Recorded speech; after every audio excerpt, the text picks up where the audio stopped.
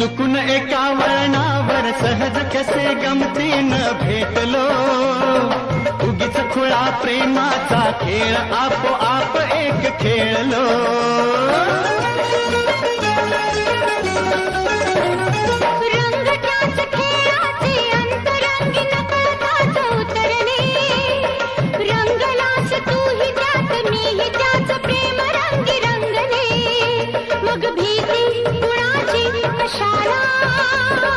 भीती कुणाची कशाला, भीती कुणाची कशाला, अगं भीती कुणाची कशाला.